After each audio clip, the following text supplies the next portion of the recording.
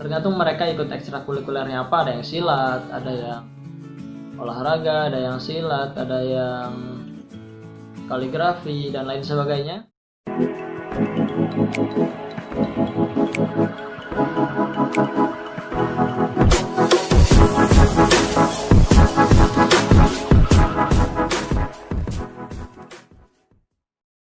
Hai, welcome back to my channel. Oke teman-teman semuanya, di video kali ini aku mau bercerita tentang pengalaman aku ketika menjadi santri di pesantren. Dan kali ini aku mau bercerita tentang 24 jam kegiatan santri selama di pesantren.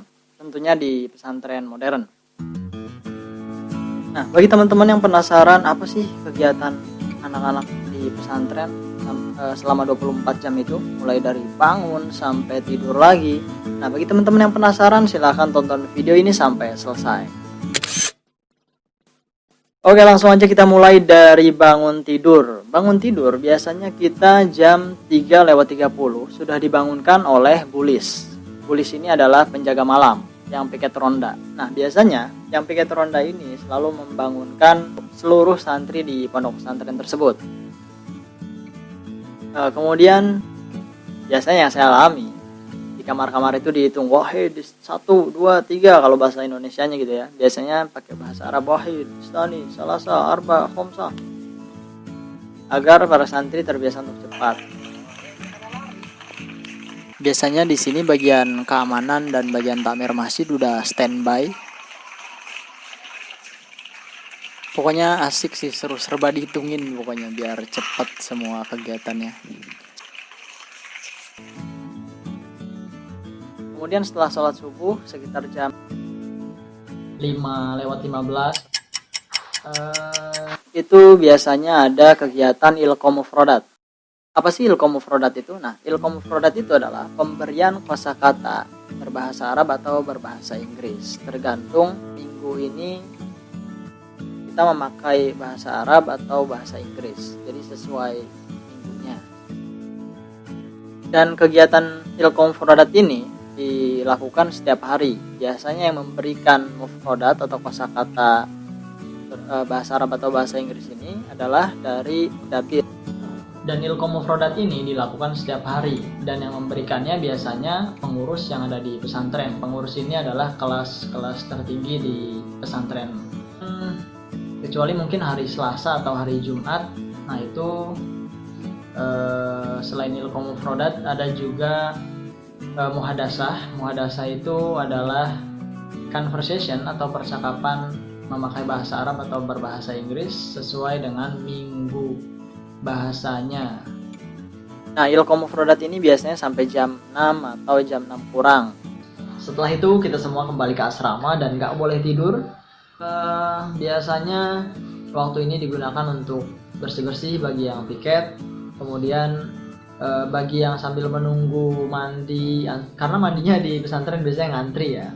Nah, sambil menunggu antrian biasanya sambil olahraga-olahraga kecil seperti jogging dan lain sebagainya. Nah, kemudian setelah kita mandi jam 7:30 atau setengah 8 kita semua masuk kelas. Seperti biasa kita belajar di kelas seperti sekolah pada umumnya sampai sekitar jam 12. Kemudian sholat zuhur berjamaah di masjid. Nah, setelah sholat zuhur sekitar jam 1 baru kita bisa makan siang.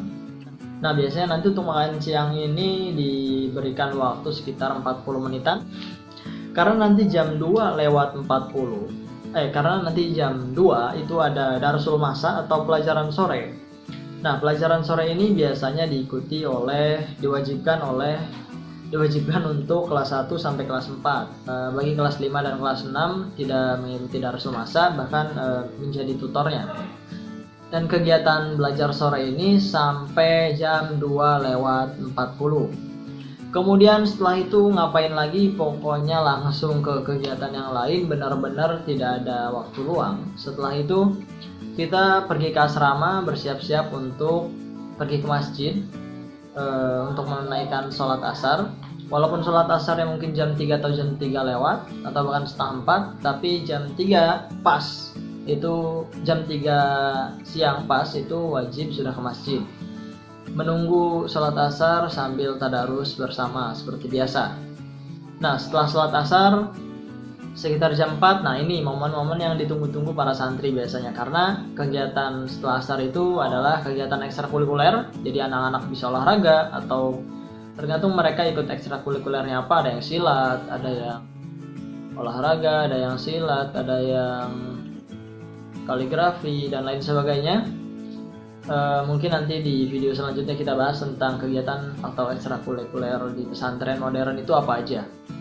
Insya Allah nggak kalah sama sekolah-sekolah negeri ya.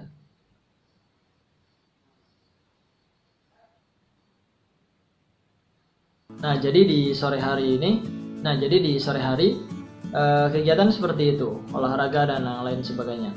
Lalu nanti akan ada jaros atau bel, itu sekitar jam 5. Jadi ketika jaros atau bel ini sudah dibunyikan, para santri semuanya wajib berhenti dari kegiatan ekstrakurikulernya. Untuk apa? Untuk persiapan mandi, kemudian berangkat lagi ke masjid. Seperti biasanya, walaupun maghribnya itu jam 6, tapi setengah 6 itu sudah wajib ke masjid. Biasanya tadarus bersama atau murojaah hafalan-hafalan yang udah dihafal. Kemudian setelah sholat maghrib, nanti di jam 18.30, setengah 7 itu biasanya tadarus beserta pembimbingnya itu ustadz-ustadznya. Jadi anak-anak menyebar ke mendatangi pembimbingnya masing-masing untuk ngaji. Setelah membaca Al-Quran dengan pembimbingnya masing-masing selesai, kemudian kita sholat isya. Setelah sholat isya kita baru makan. Setelah itu jam 20:15 kita belajar masing-masing. Pokoknya tidak ada yang di asrama, semuanya wajib keluar untuk belajar masing-masing. Tapi kadang-kadang juga belajar sama wali kelas gitu, ada pembimbingnya. Nah, biasanya belajar malam ini sampai sekitar jam setengah 10. Nah, jadi ketika udah setengah 10 nanti ada seperti biasa ada jaros, bunyi bel bertanda bahwasanya belajar individu, belajar malam itu udah selesai. Nah, biasanya ketika jaros sudah berbunyi, anak-anak biasanya setelah jaros berbunyi jam setengah 10 itu anak-anak dipersilakan untuk jajan ya, karena otomatis sudah pasti lah perut lapar ya kalau udah belajar.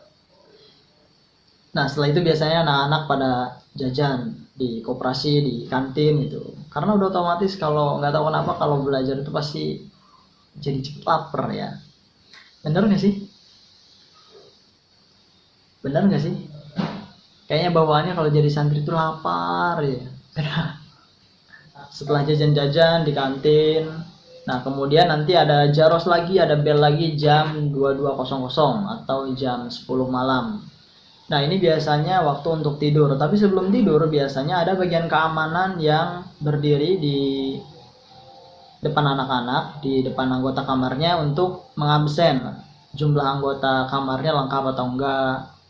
Biasanya bagian keamanan yang membacakan absensi sebelum tidur itu.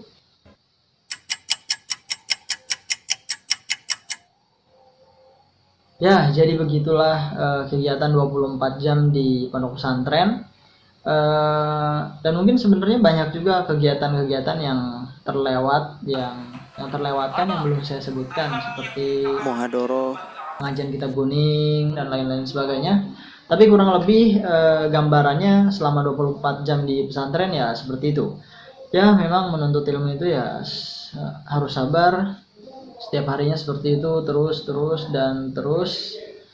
Rasa jenuh mungkin ada, tapi ya namanya belajar ya seperti itulah, harus sabar. Karena setiap manusia itu terlahir tidak langsung pintar. Maka dari itu ta'lam falaisal mar'u yuladu aliman. Terima kasih, semoga cerita ini bermanfaat. Wassalamualaikum warahmatullahi wabarakatuh.